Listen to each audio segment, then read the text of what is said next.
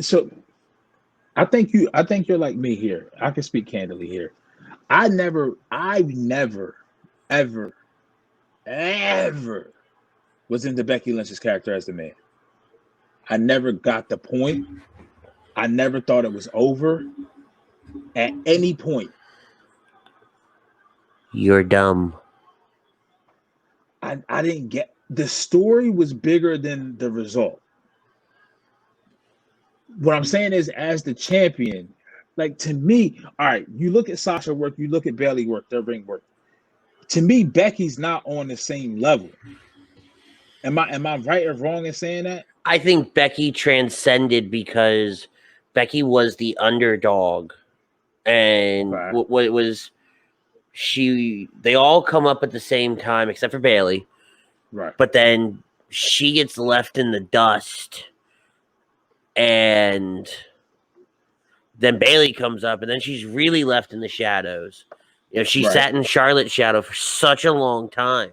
She had to sit in Sasha's shadow, and then Bailey comes and casts a bigger shadow over Becky, and I think that all just kind of comes to a head.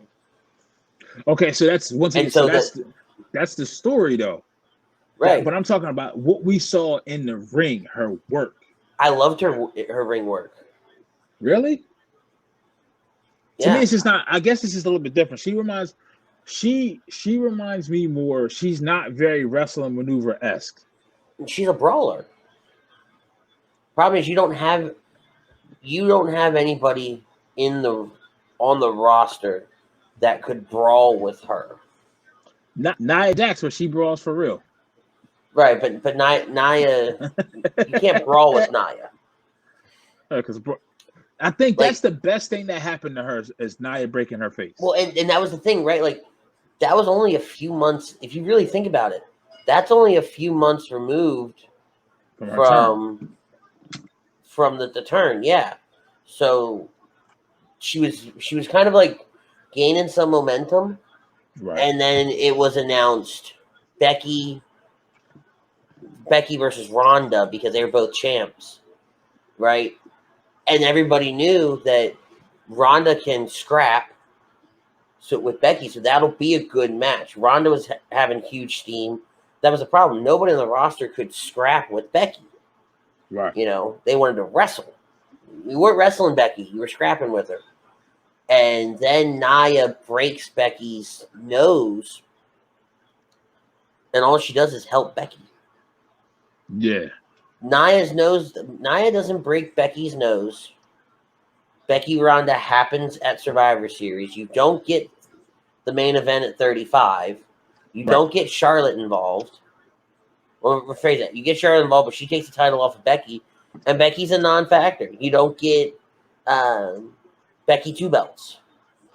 True, you don't. That's the other thing. She marketed herself so well, right? She did as the man. That's the good part. But then I guess my thing is the build up after that. Once she became Becky 2 belts and she got that, she was shit. The chase, the build up was bigger than what we saw after. Because her reign is 2 belt champs or whatever you want to call it. Her reign is a raw champ. To me, it didn't do anything. Like she did to me. She, in my eyes, and this isn't just on her. This is also shit booking as well.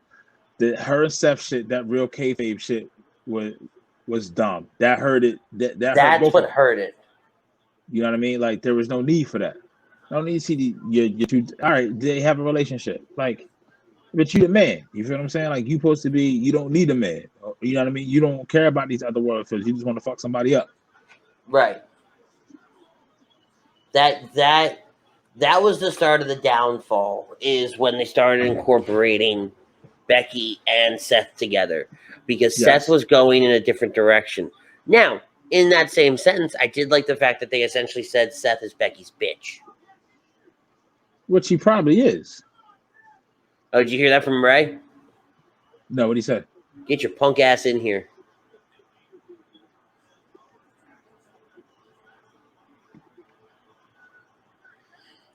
You know, but I've also been very high on Becky. Back when Jax and I did the show, and we were doing recordings and stuff like that, I was trying to build video content because I was watching Cultaholic, who at the time they were still under the What Culture banner, and how they were putting out 3 or 4 videos a day and all this other stuff. So I was like, in my eyes, we needed to do more.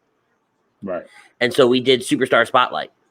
And Superstar Spotlight is where we would take a superstar that we feel has been misbooked, and we would take them from their debut in the WWE to current time and completely rebook them. Okay. And you did that with Becky. And we did that with Becky, and that's one of my favorite videos of how we edited it, how we did her intro and everything we did. So I'm very high on Becky. I've always been very high on Becky because I think she has such great potential. Man, I like her promos, but like you said, to me, it felt like she tried to take everything Stone Cold was and be Stone Cold outside of drinking the beer and being a guy. But that worked. It did to a point for me, but I think that also that her stick, the pandemic hurt her, because the pandemic hurt her because she rivaled off the fans. Like she reveled off the fans. She lived off the fans. Like but her she character. But if you think about it, for the pandemic, she's only here a couple months. I mean, a couple weeks. Yeah, right. And then she went away because she was pregnant. So the pandemic doesn't affect her any, in my opinion. No, I'm saying but her character, like when she cuts a promo, the fans pop for her. You know what I mean? Like, to me, she's never cut. It's like she would come in, say a couple sentences, and the fans would react. She never cut a promo to where, maybe outside of when she turned on Charlotte, that those next couple of months when she would cut a promo explaining why she did it. But then after that, once you're the champ, it's nothing. You know what I mean? It's like when Sasha jumped on Natty. It's all right, Sasha, I'm whoop your ass. Come out here, let's fight. Boom, that's it. Yeah. So here's the thing. Becky is an Attitude Era star. Yes. Because if you go back and you look at the matches that Rock and Austin were having back then, you know, Rock, Triple H, Undertaker. While, these guys go down in history as some of the greatest wrestlers of all time, those matches, with the exception of some, don't hold up to today's work rate standards at all. Just like the 80s don't hold up to 1996. Yeah. You know? But Becky knew what the crowd wanted, and she marketed herself. And WWE, obviously, at the same time, right? They marketed it so well. Right? That's the whole thing. You can become a star in this industry if you are properly marketed. Yep. And if the people get behind it. You can be a decent wrestler, and I think Becky's a good wrestler, right? Some people will tell me she's decent. I think we can all agree she's not bad. Yeah, she's decent. I think she's good. Mm-hmm. You know, but again, that goes back to she's a different style of fighting. I mean, of wrestling. You know, right? She would fit with Shayna. She'd fit with Ronda. You know, she would fit with Lacey. I think her and Lacey could have great matches together. But it's all about the mic work, the branding, the marketing. She's very marketable.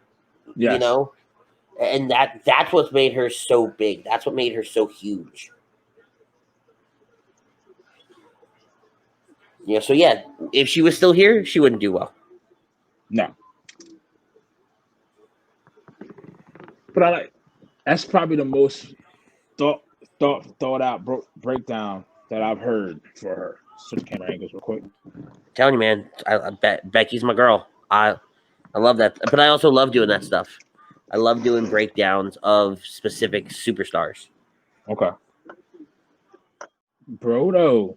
Mr. Ryan Brodo. Now, Brodo, Pete's a little behind, so we're waiting for him to react. So I don't know where you're at on things either. They just went through a table. So me and Brodo are synced. Very good. That's that New Jersey Wi-Fi, bitch. Andy, do you want me to tell Pete my theory? Yeah, well, so what we're doing with this video is we're gonna do, because we've been reacting to every match at the end, having very good conversation.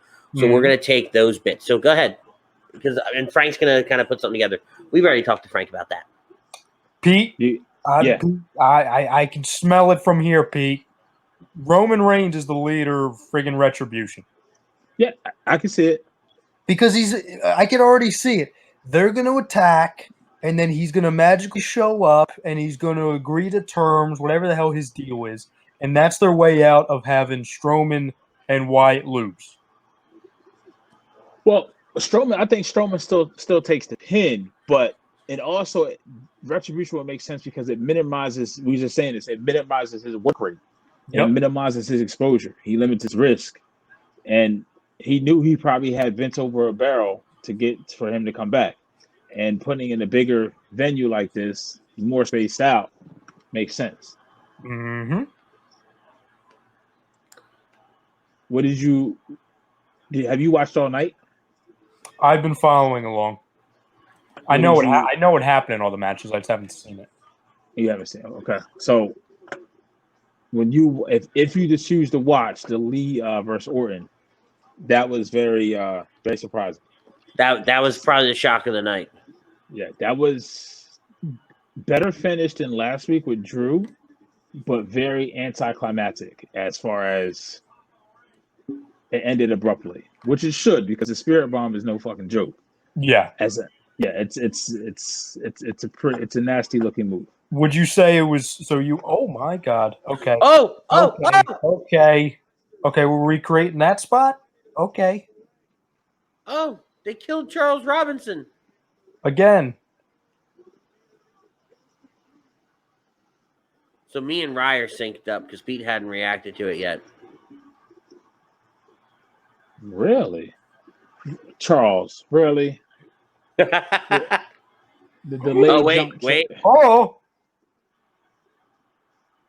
Yeah, I'm behind you guys then. Oh my God. Is this good? Oh my gods, or bad? A little bit of both.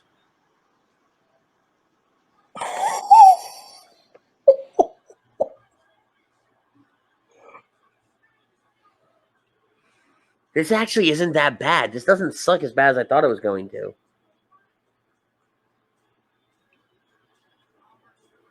I'm trying not to reveal. I'm trying not to spoil it for Pete. Hey, Pete, remember how you said that they don't have to fix things? Right. Yeah, no, they got to fix things now. No. Oh, he's doing it like that now? We're doing this?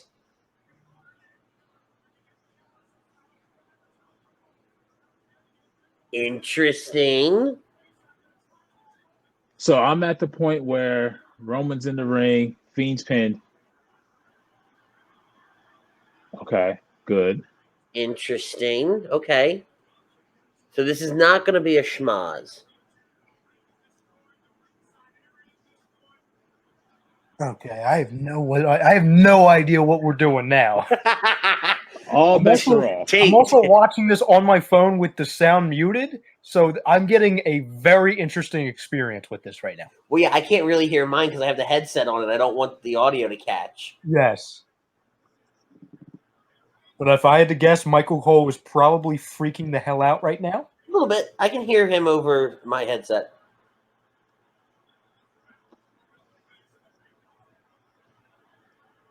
Roman, summon the power of your new magical teeth. The Isle of Pearls. Oof.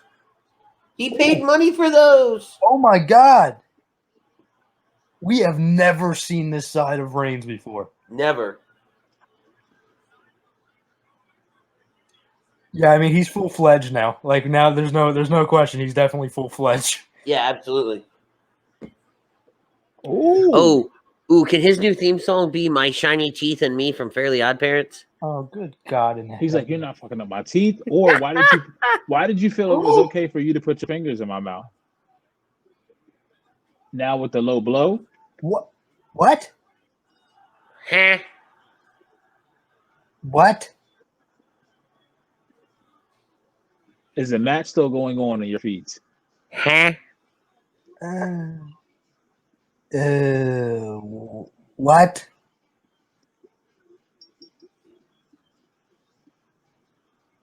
All right, so Pete, I heard the bell on yours, right? So you're done. Yes. I think we can all agree that we were right. Strowman's taking that L. Yes. The Fiend got out of it because he got kicked in the dick. Okay. He's an entity. He shouldn't even have one of those. I hate you. I mean, you're not wrong. I mean, Just saying. but Just then saying. it just ended. Then it just ended. Like, what are we talk about? Anticlimactic. Well, that's Yeah. been the theme of the whole night. Yeah, I mean, it's been very at least anticlimactic. hear him out of the ring. Like legit out of the ring. Yes, that's what I'm saying. Like, it's the most. That was the most prototypical spear ever. Yeah. Like, you're telling me that Strowman kicked out of the move that broke the friggin' ring, but the Spear of Doom is the one that got him the victory? And let's not Hashtag count- Spear look of at- Doom. Cheers, like 10 chair shots. He took the superplex off the top, 10 chair shots, kicked out, both on the count of 2. One staggering, bumbling spear, and I'm down for 3. And Okay. there's nothing related to Retribution on this show at all. That was so Retribution just completely ignored this entire event happening. And Paul Heyman, no disrespect, he didn't even do anything. He didn't know. He just held a clipboard. Well, no, Heyman was involved throughout the night. They tried a couple different interviews with him. Heyman did his job tonight. No. I understand that, but my point is, like, he didn't even go to the ring. No. I don't have words for now it. we're on the documentaries. Is that as quick as that is? Now we're onto the documentaries. Yeah, I turned it off. I'll watch those later. Oh, Okay. So, But thoughts? so for a show 1 week removed from their biggest summer show, what is supposed to kick off the new season of WWE programming and everything like that, this was lackluster. This was weak. This was Rushed. yes. And I don't know why I just looked at the microphone when I said that. I am. Really weird visual there. Anyway, but no, it was rushed. It didn't go over well at all. no. Right? Way too predictable on everything. The only surprise factor, I think, for me, is Keith Lee winning. And the way he won. And rephrase that. The way Keith Lee won. Yes. Yeah. Right? I'm okay with him winning. But the way they did Randy like that. Bobby winning, as much as I didn't want to see it, okay, fine. Dominic and Ray winning, saw that coming. Nia and Shayna taking the titles, I saw that coming. That was probably the best finish of the night. That was the how they did it. That was Shayna Baszler will forever get creative points in my book because of tonight. Ryan, did you watch that? I saw it. I saw how the finish was. Yeah, that was pretty good. Visually, the second best is probably seeing the Alexa cut-ins during the main event. Yeah, because it's furthering that storyline. Yeah. Yeah, it's just I don't understand why we did this. And then the biggest looming question going into tonight. Well, take out the Paul Heyman Roman Reigns thing because this too was predictable. We said last night on In This Very Ring that if it came down to it, Strowman's taking the L. Yep. We said it on this recording tonight. Strowman's taking the L. But you have an entity in Retribution. Yes. That you have done everything right with so far, and gotten better with. and it's gotten better and better, and the entire wrestling world is talking about it. Who is Retribution? To not have them even mentioned on a show called Payback. Well, Retribution is back-to-back Payback. By the way, they didn't show their face on back-to-back pay-per-views. Correct. Shame. They have arguably been the And they weren't on TV really at all this week, were they? Monday night Raw. That was it. Yeah, They that's shut down the main Raw. event. That was it. Oh, Like- that's right. That's right. They've arguably been the biggest storyline in the company the last month. Mhm. That in the stupid WWE Fight Club. That was like the biggest two new features of WWE programming. For them to not include them at all, the past two pay-per-views, which are back-to-back, I think it just goes into the theory I think we all have, and that is they're just kind of they're just winging it. And they don't want to really put them in a big spot because they don't want to handcuff themselves. Like they don't want to put them and get them involved in a big time storyline because what if they change their mind the following week? That's why it's kind of sporadic on, we're going to have them attack the Mysterios or attack Big E, and it's going to be all over the place. All the attacks happened on SmackDown. Well, except for Raw. With the exception of the Mysterios getting attacked. Mm-hmm. Nothing happened this week on SmackDown with them. Right? Coming off such a hot ending to Raw on Monday night with them. To not have them on SmackDown, to not have them on this pay-per-view, to not have them on NXT, to not have them on SummerSlam last week, right? You missed the boat. There's only one, and this is a reach, and correct me if I'm wrong, because maybe it's just a different storyline. The only thing I could even see being related to Retribution the last 2 weeks is the interaction between Big E and Corey Graves. Because part of me thinks Corey Graves is involved with them. Mm-hmm. And you know how Big E's kind of been taunting and going after Corey Graves, especially tonight. I could see that leading to something, and that's kind of, you could kind of start, connecting the dots there because you have a guy who I think Pete, you think as well that Corey Graves could be involved, correct? True. There's two sides to that though. There's also talks of not just Corey being a mouthpiece. There's also talks of Corey being able to get back in the ring. Correct. Oh my God, that would be huge. Yes. So I've never seen him work before, so I don't know his style, how he works. I know he was in a tag team in NXT, but that's as far as I know. But here's the other thing, right? So Retribution reminds me so much of Aces and Eights.